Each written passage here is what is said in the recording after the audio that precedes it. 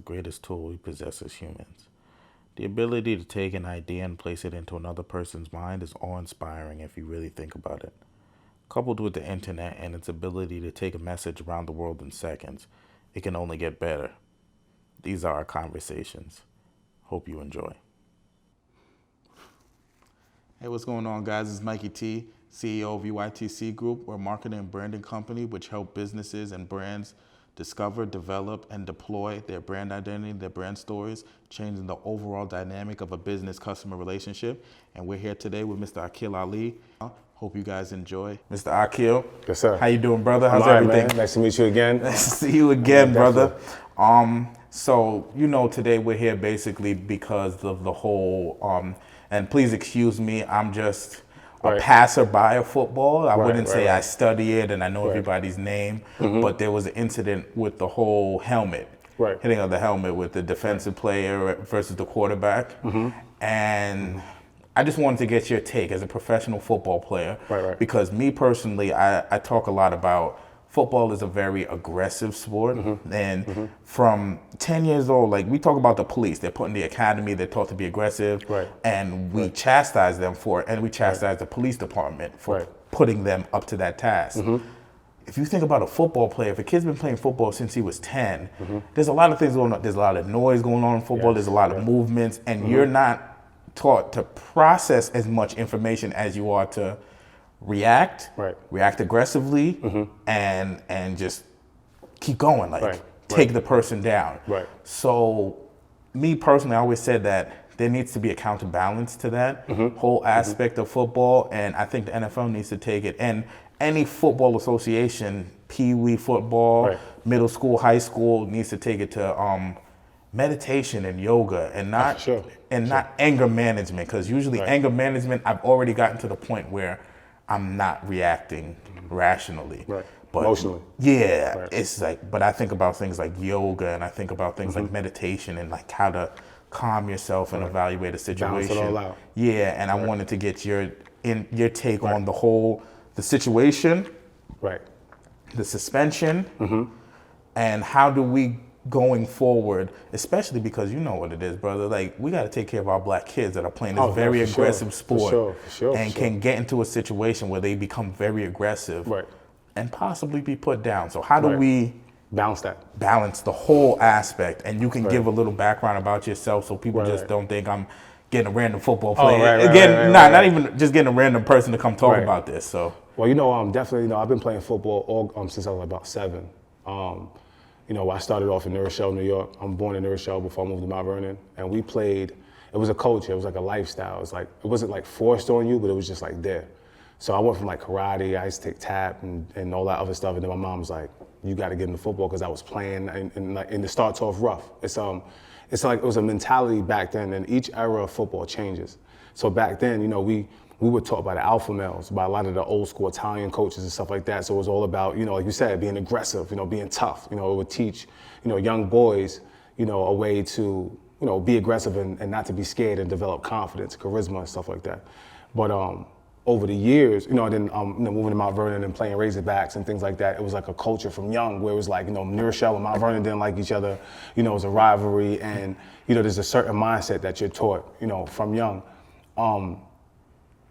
As I got older, and once I started to learn more and more and become more educated about football, I had to be more realistic about the dynamics of it, and playing for extensive years, and the aggression that does come with the sport. And it all depends on how you coach too. Certain coaches have different philosophies. So how they say, starts from the head all the way down. So some coaches, you have their players coaches, they're more relaxed.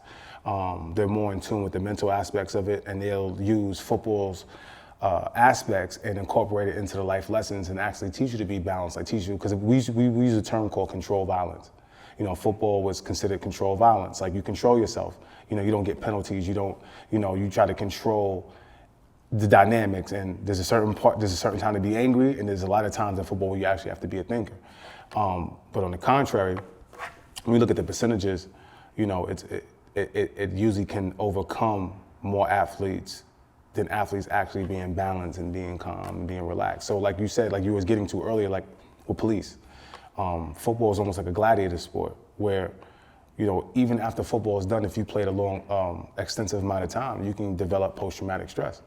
Because you're out there, you're hitting this adrenaline sport, and then you're playing in front of people, and you hear the crowd and the yelling, and the situations and anxiety and all that stuff, and then you do it for so long, then one day it just stops, boom.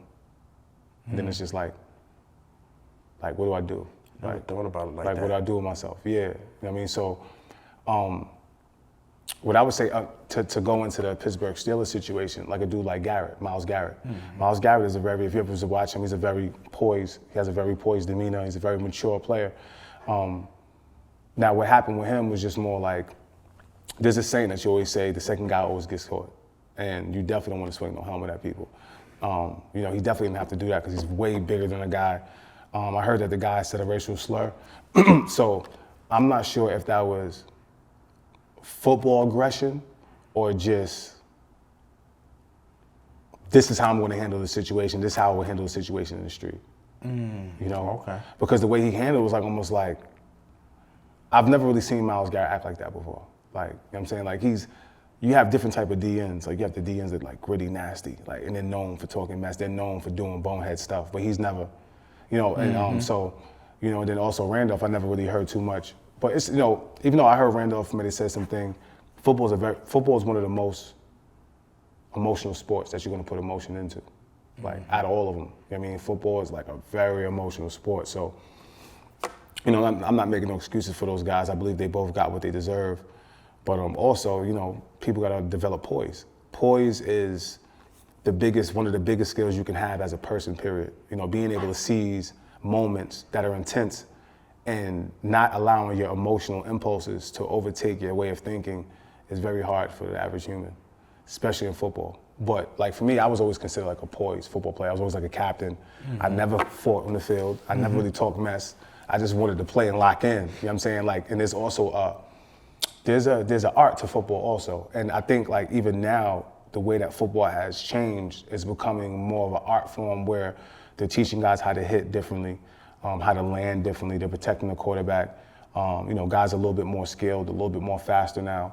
But, to back up what you were saying, because you were 100% right, it is a gladiator sport, and it definitely has to be something in place to balance out the health, holistic, and the wellness. You're going out there, you're beating yourself up. It's almost like having like a couple car crashes a week. So if you're taking yoga, you're eating healthy, meditation, you're doing mental, spiritual, and physical things to kind of aid. I think it will balance out the, once a week, when you get in our field, you're gonna go out there and ball out, but the whole week you're just grooming yourself and utilizing those dynamics to create a nice, sound environment. But it's easier said than done, but it's definitely something that should happen.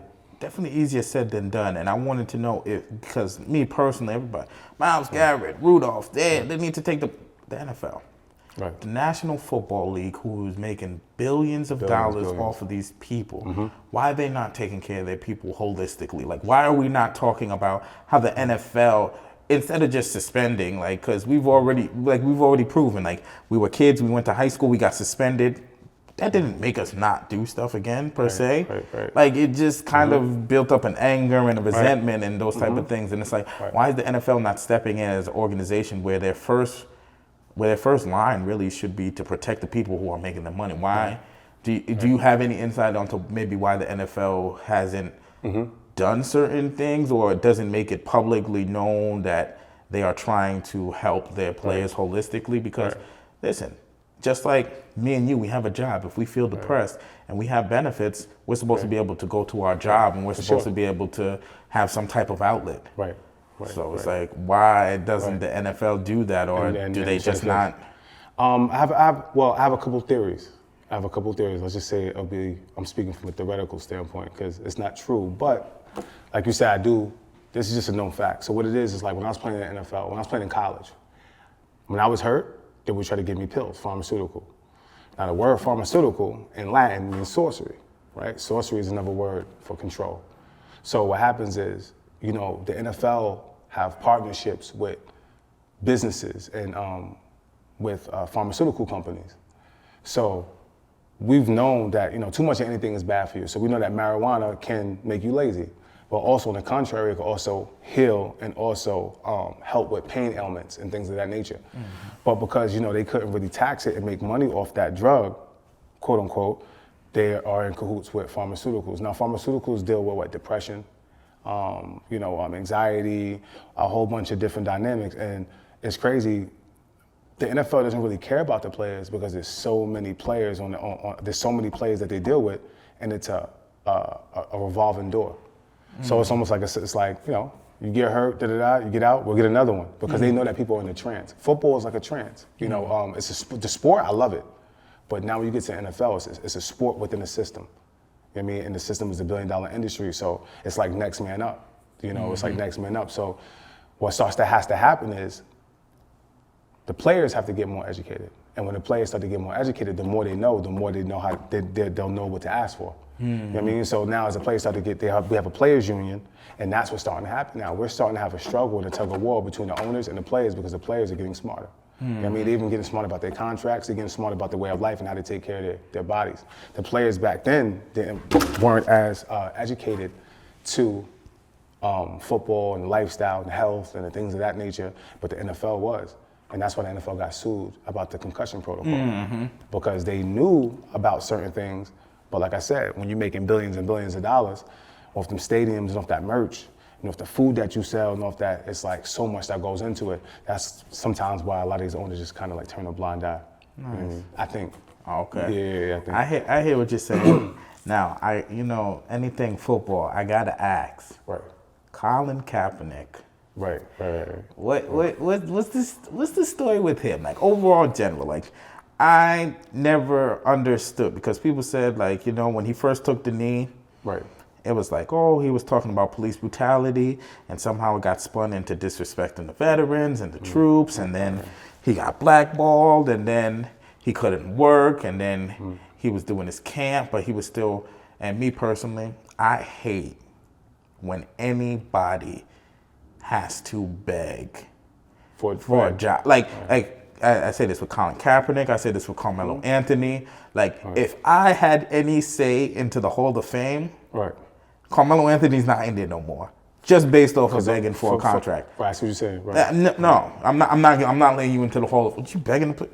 Don't play basketball. Don't play football. Like, you're intelligent. Go figure out something. I hate begging for a job. But the whole Colin Kaepernick thing, what's your take on that? Well, there's two takes, you know, because the way I usually talk about Colin Kaepernick is in two ways. You know, there's the athlete, and then there's the martyr, right? So, you know, with him, when he was playing and making the millions and millions of dollars, and he was a starting quarterback at San Fran, he wasn't taking the knee then. He didn't really start getting into start taking the knee until he got benched, you know, until he wasn't really playing.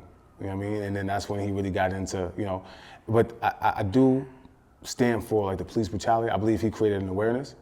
And then after that, it's like, you can't, I agree with his whole stance, but then it's also like, I'm smart enough to know that you can't make fun of an organization and a business and then beg for them to play for him. So I know why he was getting blackballed, because you're not really like that good as a player. You had a good system, you had a good run, but you know, he's not really an accurate quarterback. You know, even when he was playing, he wasn't. He had a couple good years because he had a system that fit around him. But he's not really like a pocket passer. He's not that accurate. But he's a great athlete. He's always in shape. You know, he's a leader. He's a natural leader. But he's just not good enough to be bringing that negative energy. Even though the negative energy that he's bringing is the righteousness of you know, pointing out the police brutality. But from a business standpoint, of an owner standpoint, it's negative to them because he's lowering their brand. Yeah, and now I don't agree with that, but I'm just explaining like I tell people that all the time. I'm like, listen, y'all seem to forget, like the NFL is a business. This person paid for billions of dollars, and you ain't gonna talk negatively about anything that I paid billions of dollars. You're making us lose money, and you're not even a starter. You're not. You're not like. It's not like you're compensating by bringing in the play. Right. Any type of business. Like people wasn't buying a whole bunch of Kaepernick jerseys before he got into this whole thing. So it's like. Right. All right, business. Like, do I want a whole bunch of reporters around my place when we're doing practice? Do I want a whole bunch of people snooding in and protesters outside? No, I don't want that. You gotta go. And then now what's happening now is if you ask me, I don't even think he even cares about playing football. I just think he wanted to really expose what the NFL is doing. You know what I'm saying? So now he's more like that's why I call him a martyr, because now it's more like he's just more like just trying to point out like, look, I'm pulling their card, you know, and you know, I don't see anything wrong with it. You know what I mean? He doesn't bother me. I just, for the people who were like, you know, he needs to get a job, I just wanted to explain to them that as a player, he's not that good. You know what I mean? I'm a player, like we all talk. When I play wide receiver, I never would want to have. When he was with San Fran, there was like a year or two where he had a good little system, but he doesn't distribute the ball well. So he runs well, and he actually can throw, but he's not accurate. So it's just like he doesn't really make it. You see how Lamar Jackson is playing from the Baltimore Ravens? Yeah. Like he's elite, like, you know, running, throwing. There's but so many quarterbacks who really can do it the way that he's doing it. You know what I mean? So Kaepernick, can he play in the NFL? Yeah. He could definitely play in the NFL. He's good enough to play in the NFL. But he's not good enough to bring the negative stigma along with his run to play in the NFL. If that was anybody else, if that was Lamar Jackson doing that, he would be signed. You see what I'm saying? You got to weigh the pros and the cons. You got to be a business person. There's an old saying that the better the talent, the longer the road. The better you are in a sport, the more that you know Josh Gordon. You ever heard of Josh Gordon? No. Well, real quick, there's a wide receiver named Josh Gordon who like got suspended from the NFL like more than once for like drugs. You know what I'm saying? And he keeps getting chances because he's that good. He's that good that guys just like, all right, he'll sit out a year and then wait for him to come back and they'll sign him, like, you know what I mean? Because he's that good. He's like a freak. But that's how it goes. You know what I'm saying? So in Kaepernick's situation, his specific stance is like he's not that good to be doing. But what he's doing is definitely a big cause. And it needed to happen. I definitely hear what you're saying, brother. Definitely. Shoot. That you really hit all the nails on the head, the questions that I had and stuff like that. I tried, man. So, who are you? Let's get into that. Who are you? What do you do? Right. And what's your plans, your goals, and those type of things? Right. I'm what you call a conduit of righteousness, right? Without that sounding cliche. It's like, you know, I try to do everything that I try to do is righteous. You know, I talk about health. You know, I've been like vegan for like the last 10 years. I don't like to use the word vegan because it separates people. But just eating clean. Like you said, you can't be perfect, but, you know, so I like to teach health because it ties into your mindset and your way of thinking. You know, I think no matter what color you are, all human beings have a glow, you know, and the only way we're gonna get there is a certain type of focus. And there's a certain type of pathway that we have to get to ourselves, which comes through our health. It comes through the way that we eat. So a lot of people have never even felt what it feels like to be higher self because they've never really been healthy, including myself. Like I've got to certain points and things like that. So that's the health, you know, I love to talk about health. Health is what I'm really about. And then the sports aspect used to be first in my life, but I pushed it back because, you know, sports is just a certain small part of people's lives. It's sometimes depending on the culture of the person, it's everything. But so I'm a conduit in sports, health. You know, I like to speak. You know, I'm a licensed motivational speaker. Remember earlier, and I travel a bit, and I like to, you know, engage and motivate people, but also not just motivate people, give them the merit and give them like the gist of motivated, not just giving them some like fancy words, but really giving them the solution to get them to their higher self. You know what I'm saying? Like I don't know everything, but you know, I teach as I teach as I learn. Like whatever I learn, you know, as I go. So I'm an actor. You know, I did a couple feature films, indie films. You know, I'm really into doing things on my own now. You know, from being behind the scenes and watching and doing movies, I'm really into like just doing things on my own. I just didn't have the funding and the equipment, but I went to school to be a screenwriter. Nice. And things like that. So I try to just be a person who to be an asset. You know what I mean? To be an asset to anything that I touch. You know what I mean? That's basically where I'm at in life now. I had to resurrect and rebrand myself after football was done. And I had to figure out, you know, what I wanted to do with myself. And, you know, music, you know, I'm an artist, you know, I do music, and I just try to just create lanes, you know, just different lanes, and don't burn no bridges, and create genuine relationships with people. And just try to, by this time next year, just try to be, you know, completely where I'm at. And football, you know, gave me like that discipline. You know, I feel like football teaches you to never give up, to stay focused, teaches you teamwork, it teaches you how to confide, it teaches you how to be part of a system, teaches you how to deal with people. And then also to maintain a job or to maintain a position, you have to work hard. So when you take those morals and you take those lessons and those big games I've had and playing in front of 60,000 people, and then you take that and you put it into music or anything else, those things are actually easy to me. Football was kind of like hard, like, like the training and the running 100, running 18 sprints in 100-degree weather, like that stuff really made you.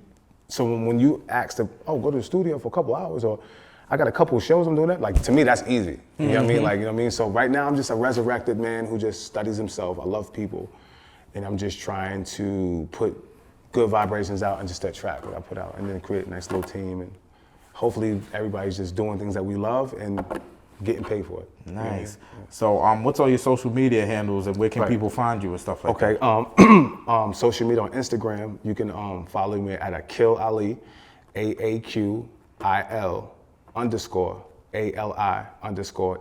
Aaqil Ali L.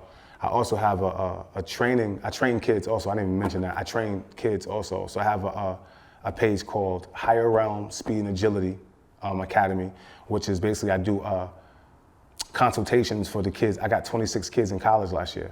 So what I do is I just do consultations for them. Being that, I made it to junior college, I went to college, and I did it basically on my own. I know the whole blueprint to it. So a lot of these kids in Westchester, I get with the parents, I get with the kid, and we create a program for them that they can follow, you know what I mean, to so they can stay on the right path to get to where they need to get. Nice. And so that's Higher Realm, HIGHER_REALM_Academy, ACADEMY, Academy, Higher Realm Speed Academy. And last but not least, I have a food business called Sweet Things Treats. And that's, Higher Realm was created off a juice that I created called Higher Realm Juice, which is alkaline water pureed with natural juice. So we sell juice like mango lemonade, peach lemonade, and things like that, but it's alkaline water. So it's almost like we're trying to like compete with Gatorade. Because Gatorade got sodium and all type of nonsense with it. So like our juice actually like sells. We make cases. That's where I was coming from just now. I was coming from Bridgeport because I go and hit like flag football games and stuff like that, and we distribute to stores and stuff like that. So Sweet Ting Streets is basically a business that I created because my girl, she's a chef, so she cooks vegan food and regular food, and she cooks cheesecakes and all type of different organic things. So we just turned it into a business. We do like pop-up shops. So Sweet Ting Streets is SWEET _TINGS_TREATS, Sweet Ting Streets. And they tell me that we have the best cheesecake. Like Cheesecake Factory and Juniors is following us because they see like the buzz we've been creating organically. Nice. Yeah. So I'm just a guy who just like, I'm trying to show people basically that you can start things from nothing. Nice. It's tough, it gets tough, business goes up and down, but when you really have something solid and you build it off a good foundation, if you just keep going and you believe, angels and certain good people start to come, you start to line, and people start to invest in your business. I just tell people, you create it, people will come. But don't get discouraged because you may not have the capital, you may not have that money. Because true wealth is a human being. Right. So I'm gonna ask you one last question. Go for it. If there is one thing you can attribute to your success, what would that be? Focus. One more time? Focus. Focus? Yeah. And to really, once, like what people don't know about me is like, I dropped out of school in 10th grade. Dropped out of school at Mount Vernon High School. I was there, my family, I was having a little problems with my family. I dropped out of school. I had to pass 32 classes because they told me like I couldn't go to night school. They said you failed too many classes, you can't even go to night school. But they didn't want to lose me to the street, so they created like this little program where I had to get every class signed. So I had to go to school from the regular day and then go to school from 4 to 6, 6 to 8, 8 to 10. So I went to school for 2 years straight. I went to regular school and I went to night school, all the way until I graduated. And I went to junior college, then I got a scholarship, and then I went to Pitt. So one thing I've always learned, that anything I've put my mind to, I've accomplished. Anything I've halfway done or halfway focused, it usually didn't come to fruition. So I do know one of my biggest skills and weaknesses, one of my biggest weaknesses is lack of focus. But one of my strengths is focus. When I'm locked in, things usually come to fruition. And that's one thing I've proved to myself from making it to the NFL, coming from Mount Vernon, being one of the few people here, when people was telling you like people don't make it, I didn't even listen to that because I was focused. You know what I mean? So, I would say like one thing I do contribute to my success would be focus. Being able to lock in and tap into myself and just completely lock into and execute the things that I know I need to do. I think that's what separates each person is their focus, Yeah, so that's what I would say, focus. Thank you. Thank you, brother. I appreciate you, man. Appreciate you.